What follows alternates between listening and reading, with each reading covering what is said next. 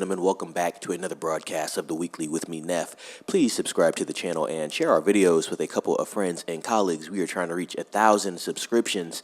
To all our older subscribers, we thank you for continuing to watch the videos, support the channel, and spread the word. And new subscribers, thank you for subscribing and also enjoy the content. Definitely try to tap into everything that's going on with cinema. I'm going to start doing a little more on shows here. I got a video coming up with Gordon Ramsay that you're not going to want to miss. So a little bit of everything on this channel. Once again, thanks for subscribing. Thank you for supporting.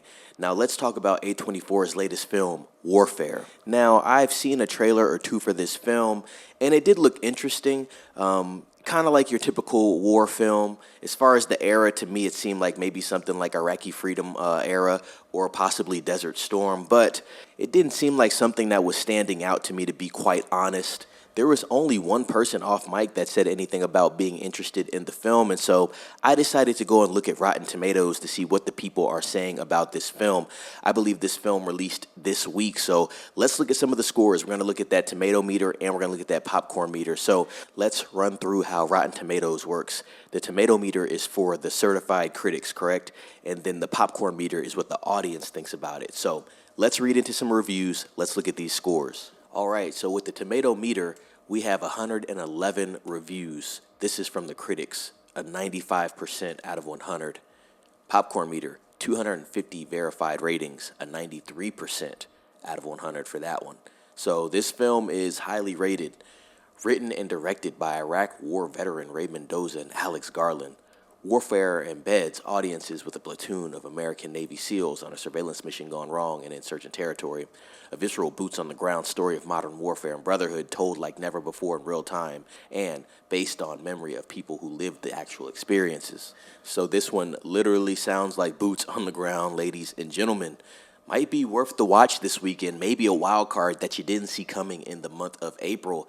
Let's look at a couple reviews. Kyle Smith, a top critic from Wall Street Journal. It's understandable that war causes filmmakers to take sides. Warfare is a triumphant example of how a war movie can leave you breathless with awe when it does it. This is from Austin Goslin of Polygon. Smartly leaning on the tools of horror movies rather than war movies, the co-directors have made one of the most tense and scary movies of the year so far, along with some of the most harrowing cinematic combat ever put to film. This is Alex Bentley from Culture Map. Warfare is not an overtly political film, and yet the politics of war are inextricable from the story it tells. Let's go ahead and read one more. This one is from your typical moviegoer.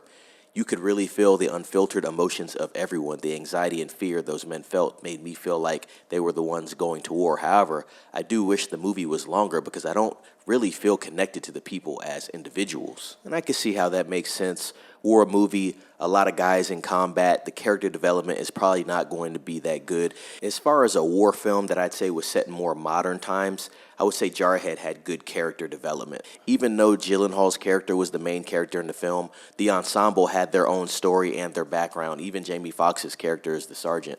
Let's go ahead and look at some ratings from some other establishments. So IMDb has this at a 7.8 out of 10.